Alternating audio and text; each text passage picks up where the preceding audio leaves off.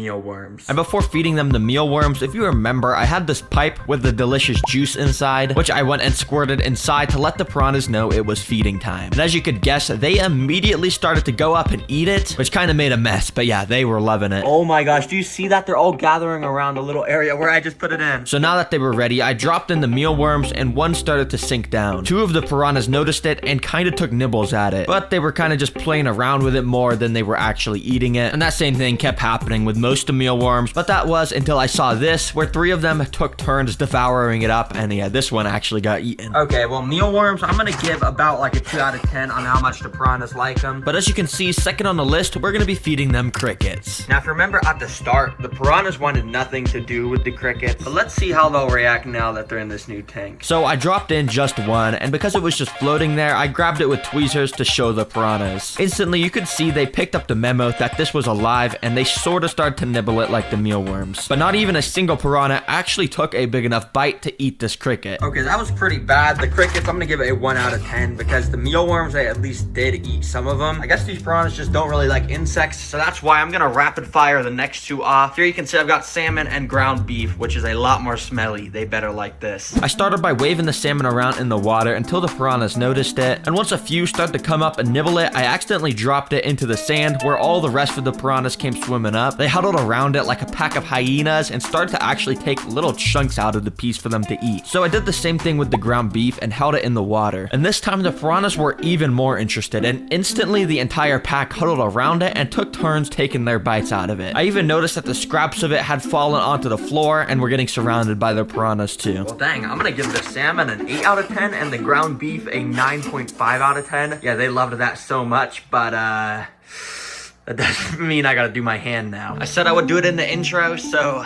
you know, let's just do it. 3, 2, 1. Let's go. Start the timer. Let's see how long I can keep it in here. Right away, nothing really happened because none of the piranhas were near my hand. But I knew this was kind of cheating, so I moved my hand closer, where right away, one sort of noticed me and actually started to chase my hand as I moved it away to avoid getting bit. So of course, I moved my hand back over to the pack, where some of them definitely got sort of close to biting me, but they were nowhere near as aggressive as they were towards the beef. You see, it's actually a common misconception that piranhas are evil towards humans like all the movies say. But to be honest, if you're a viewer watching this, I would not personally test it. I'm just crazy, so please subscribe for risking my hand for this content. Well, these piranhas are going to be crazy pets, and thankfully they're pretty easy to feed. Thanks for watching, and if you want to watch another video, click the video on the screen. See you later, goodbye, and subscribe. Thanks, bye. What could go wrong? Let's just buy this at the cart. So in this video, I'm gonna build it at home, show off everything about keeping a pet cow killer, which means yes, I am going to let it crawl on my arm. If it stings me, I am going to be in. So I got out the enclosure and a bunch of desert rocks to build its home. To start, I stacked each of the rocks in this pattern that would create a canyon look in here. Now the reason I bought these types of rocks is because they look like the rocks in real canyons. But yeah, because they look so realistic, these rocks were very expensive. Yes, that's actually how much they costed. We don't talk about that. You see, cow killers live in deserts in the wild, which sort of makes sense because all of the most deadly and painful animals live in the desert. Anyways, to finish the canyon look in this enclosure, I got some of this excavator sand stuff. You see, if I add this bowl of water to this tub of the sand and, you know, pour it in there like that, then just go and mix it up with my hand. And after a minute, it turns it into this clay substrate, which I can kind of make into a nice ball of, poop. Yes, it's kind of nasty. But basically, using this clay, I'm gonna go and stick it in between each of these rocks to kind of glue them together, and we're gonna have a nice completed canyon look in here. Anyways, after putting that all over the rocks and letting it dry, it ended up looking pretty good. But the next step to finishing this desert is, of course, to put some sand in here.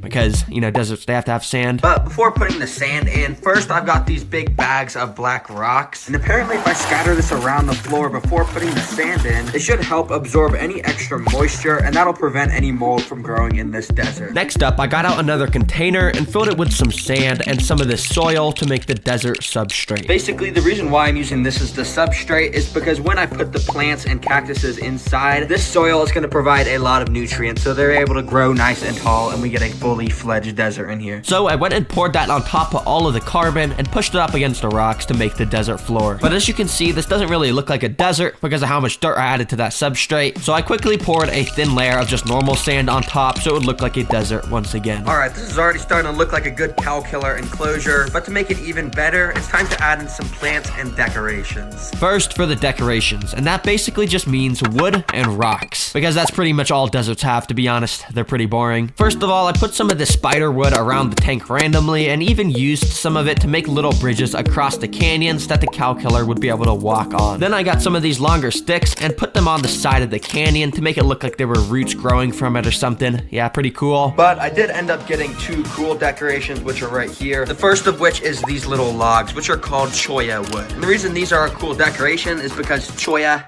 it's a cool word to say, I'm not gonna lie. Oh, and also they're good because they have all these little holes so the cow killer can run inside and then just hide and make a home in there. So yeah, that's good. And for the second cool decoration, I got a live scorpion. I'm just kidding. It's actually not a live scorpion. Oh, it's a plastic toy scorpion, but you know, it's a desert, so I think it'll fit pretty well. I'm just gonna put it right in this empty spot there. Take a look at that. Looks pretty deserty. Now for the plants, and as you know, not many things can live in the deserts since it's so dry, so our only options are succulents and cacti, which of course are able to absorb tons of water. But I don't have any of those types of plants. I don't know how to say it plural. So I picked out a nice selection, and while I didn't get as good of a deal as that comment said, it still only costed like $20 for all these plants, which is pretty good. Anyways, to plant these desert plants, I shook off all the excess dirt and planted just the roots in the sand, and in no time it was done. But the final step to finishing the cow killer's home is insects. And I've got two different species of insects I want to put in here. First of all, you already know I've got springtails, the extremely tiny white creepy bug things. And yeah, there's just like 1,000 of them in here. All these tiny little white things moving. Those are all springtails. But these are extra important in a desert enclosure like this because every now and then I'm gonna have to go and spray each of the plants down and water them, and the springtails will make sure to eat up any extra mold that grows because of all the moisture. So yeah, they're pretty useful. Let's just dump these guys in here. Yeah, pretty good. And second of all, I've got these things, which are mealworms. But the real reason why I'm gonna put these guys in the enclosure is because I'm kind of interested to see if the cow killer's gonna go and just sting them, to be honest. I don't really know if the cow killer eats insects like this, but I guess I'm gonna figure out with you guys once we put them in here. Well, this desert enclosure is now complete. So I cut the tape and got the container out that supposedly the bug was inside. Okay, so this is not so promising. It's just a clear plastic container with a paper towel. Well, I guess let me just carefully take the lid off and okay, please, hopefully nothing jumps out at me. I very carefully used some tweezers to move the paper towel into another container. And then I carefully moved around that paper towel to try and reveal the cow killer. Oh, I think I see it in there. Wait, do you see that? Hold on, look at this. Oh, that's the cow killer. This may not look like it, but this thing right here is one of the most painful stinging insects, or not even insects, just animals in the entire world. But I couldn't just move it straight inside of the new enclosure because first I had to build the rest of it on so it wouldn't be able to escape. Because if it did, that would be really bad. Okay, well it's right here, so I'm just gonna risk it for the biscuit and pick it up super carefully. And drop it. Okay, you're in your new home. Enjoy it. Soon enough, the bug crawled out of its paper towel and started to explore around his new home. There's this insanely viral YouTube video where a guy named Coyote Peterson lets himself get stung by a cow killer. And based off of his reaction, you can tell this insect has one of the most painful stings in the entire world. Now, normally you would want to stay away from these things, but I just found a website that will sell you one as a pet. They say this thing's called a cow killer because its sting is powerful enough to kill a literal cow. Huh, what could go wrong?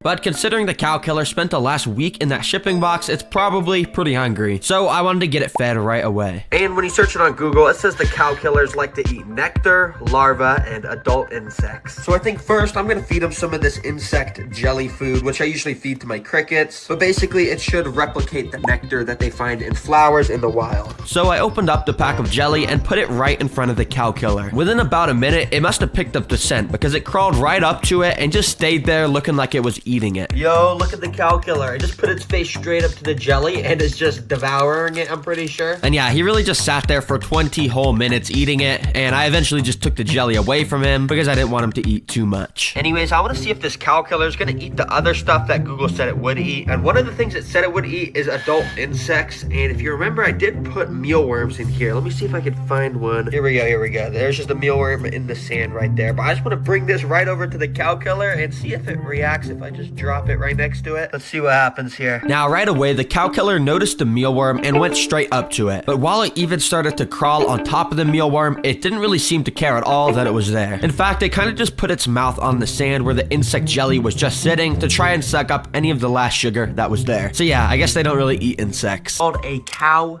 killer because they say its sting is painful enough to be able to kill a literal cow. What? Yeah, so Are you basically, serious? the reason I brought you in today is because I just want you to film me, basically letting it crawl on me, because I was just thinking, you know, like I just want to bond with it. That sounds like a really bad idea. So first, I'm going to start by picking up its abdomen with these tweezers. Now, don't worry, this doesn't actually hurt the bug because it has a super strong abdomen. It's just basically like a skeleton.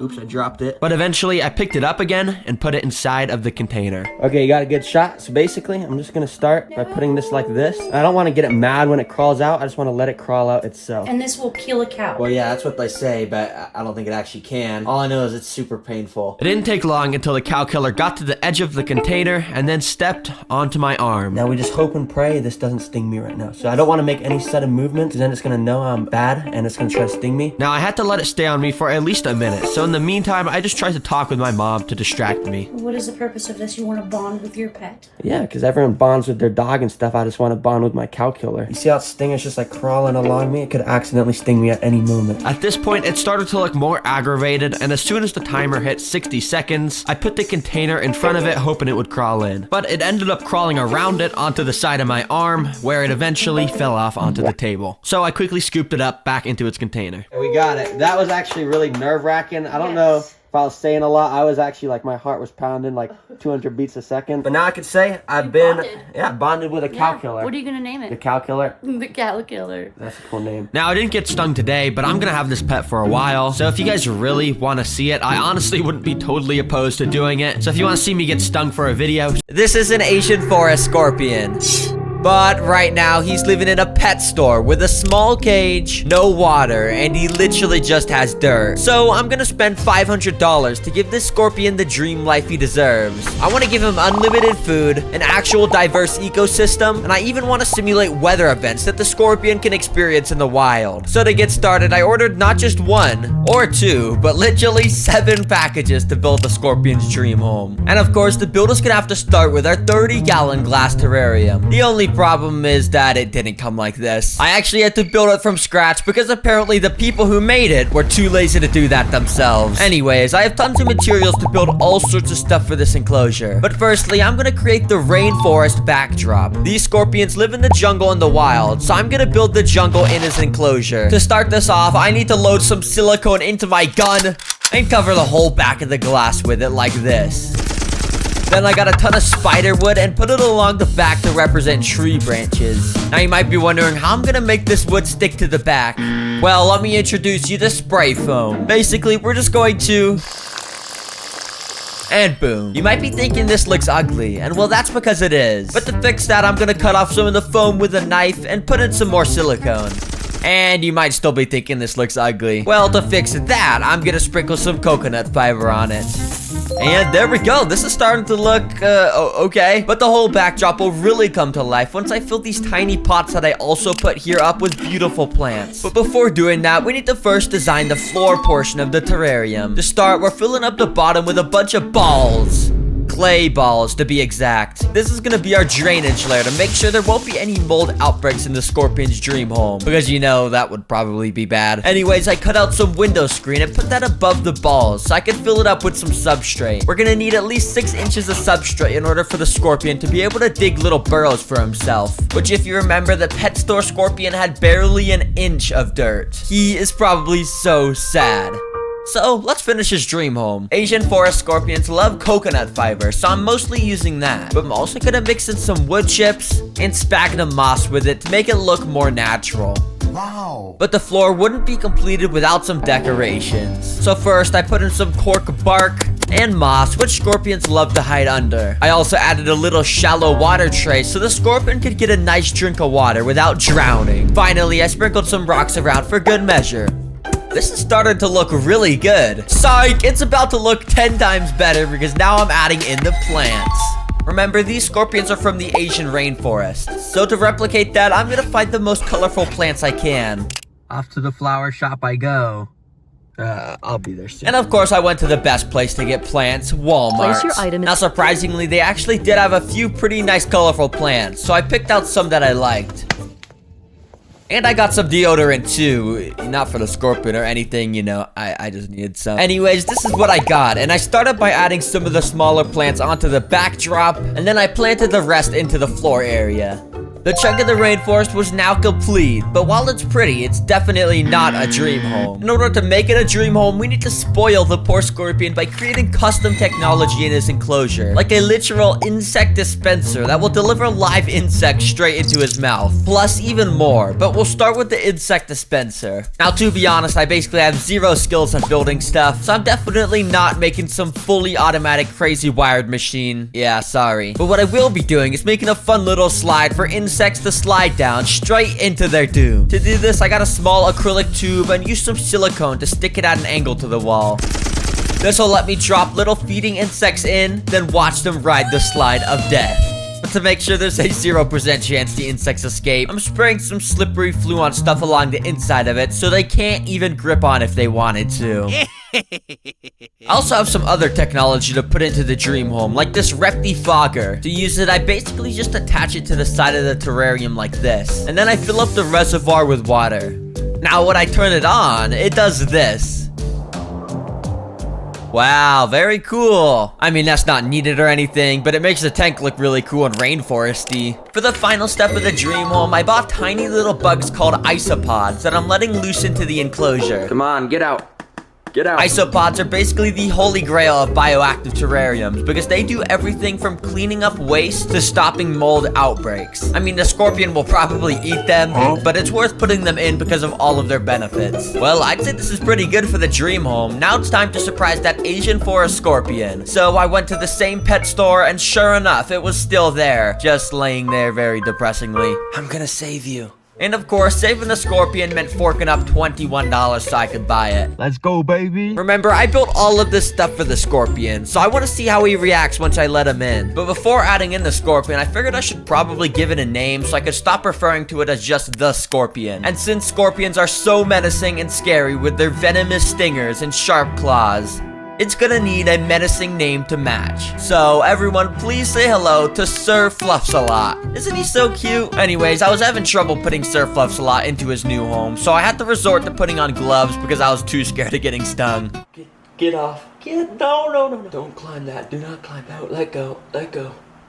Eventually, I was able to push him out into his dream home, and he absolutely loved it. Okay, to be fair, I don't know if he actually loved it, but he probably did, because he was, like, walking around and stuff. This is the world's largest beetle, and this is my finger. And in this video, I'll be putting to the test how strong these beetles really are. And I'll also be showing you the craziest centipede species, insane alien-looking bugs, and so many other cool insects, starting with an assassin bug. Assassin bugs. If that sounds deadly, it's because they kind of are kind of cool. Let me show you why. So I let these assassin bugs loose into a little enclosure I built for them, and now we can get a clear look at them. What makes these creatures so cool is if you look here, they have this super weird sharp mouth. This is called a rush. And using it, they can pierce into their prey, inject a special kind of digestive venom into the prey, then using the rostrum, they slurp the insides of the prey up like a smoothie. It's insane stuff. And as you can see, I have multiple of these guys because I got a species that are able to live and hunt together. You probably see why they're called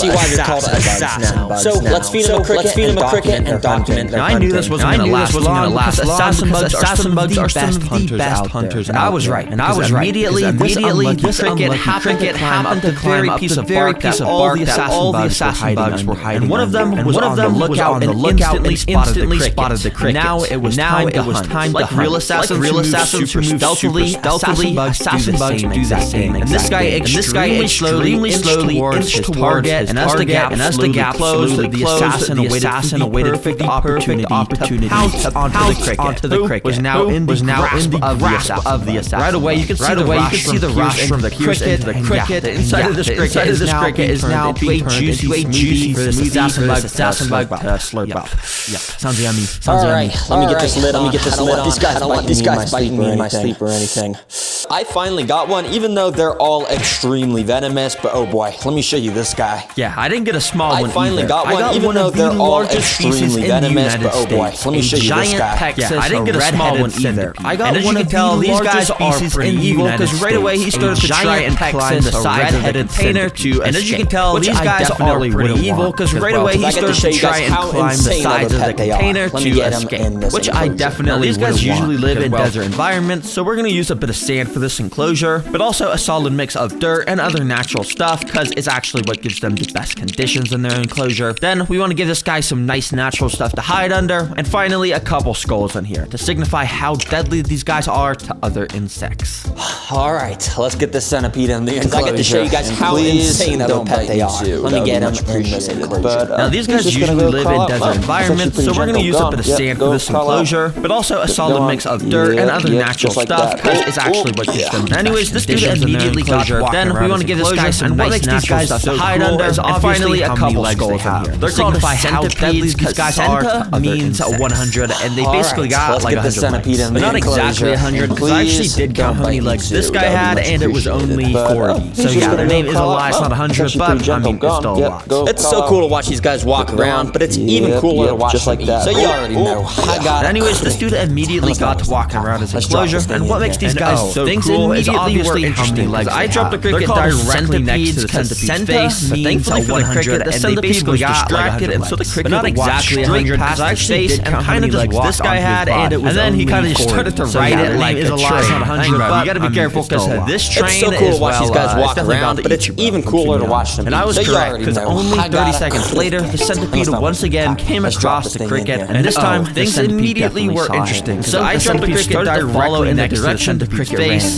So I also followed the centipede with my camera, and that's when I saw the straight past his face, and this time the centipede made his attack. And then he kind of started to ride it like a train. As I looked around, you gotta be careful because this train is, well, it's definitely about to escape. Because he was now in the grass. And I was correct. This is only 30 seconds later, the centipede once again came across the cricket. Good job, and this time, even though you are a little bit creepy, it's actually the centipede started to follow in the direction the cricket ran. And so I also followed the centipede with my camera, and that's when I saw the two met again. And this time the centipede made his attack. The cricket tried to escape through the logs, but if I had to, I would just say it's a very tickly. Pretty clear, as you can see, each one of the legs on the millipede now is almost of this insane, which lets it get a really good grip desert and was getting standing on. But yeah, good job, centipede. Even though you are a little bit creepy, it's actually lame millipede for this video. I balled out and got the most massivest millipede of all time, called a giant African millipede, which yeah, isn't really a very creative name. They just kind of said it's giant, where it's from, and that it's a millipede. But yeah, I'm not gonna complain. I guess it's easy to remember. Now, there's just one problem because the place I bought this from specifically said in the description,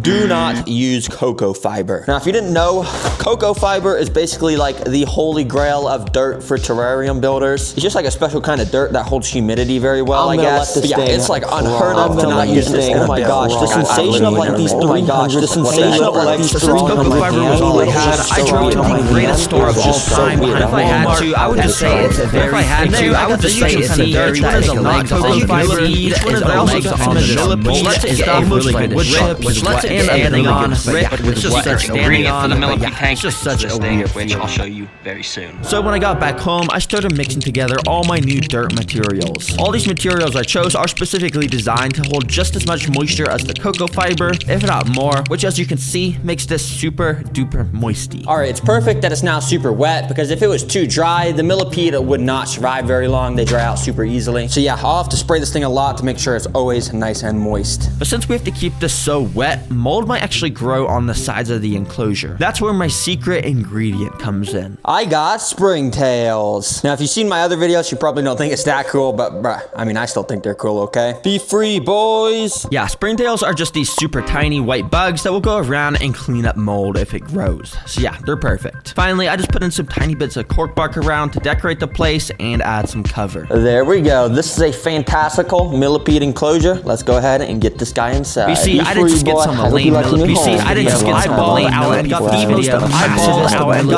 Anyways, after he felt a giant enough, he uncurled up a giant. I got very creative name. Isn't really a giant where it's from.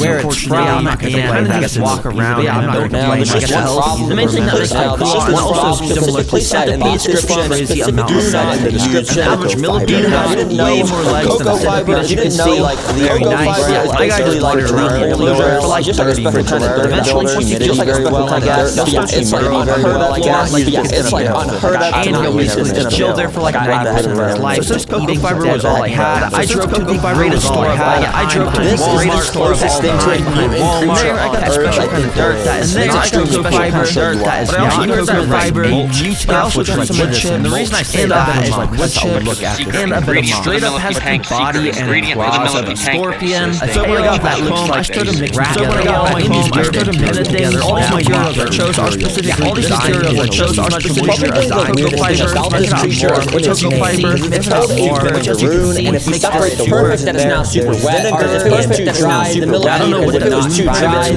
To be honest, the trees that has vinegar and it's made because this creature has the ability to keep it so wet. Mold might actually shoot a special acid. That's where vinegar out of it. Straight all over the ground, actually lining them. I got my other videos. You probably know. If you've seen my other videos, you probably know showing you guys exactly what that looks like. Let's get into Springtails are just these super tiny white bugs. Are just these super tiny white bugs that will go around. Thankfully, finally, I just finished a few bits. But yeah, finally, about 1/3 of the way up, and then I placed This is a fantastic. There we go. This is a fantastic greenery enclosure. Let's go ahead and I love this stuff because while it might look pretty dry right now, all it needs is a anyways after he felt comfortable enough, and he uncurled as long as fall and got to now. There's not really much to talk about with these guys. Not really much to talk about with these guys who you like. Don't think there's much else around. The main thing that makes them cool, and also the main thing that makes them cool, and also is similar to centipedes, is the average millipede has a way more average millipede has a way more legs than a